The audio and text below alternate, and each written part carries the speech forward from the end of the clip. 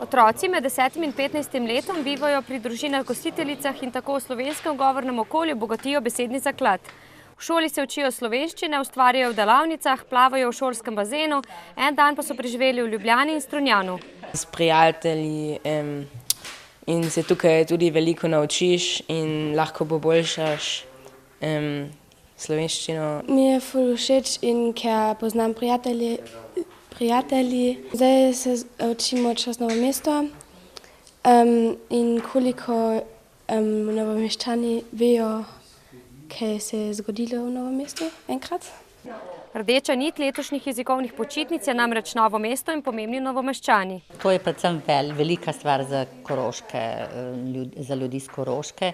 Mi smo že želeli malo odnehati, ker je to že zelo naporno in smo lani že nekako napovedali, da bi preselili na kakšno drugo lokacijo, ampak nekako nam ni uspelo.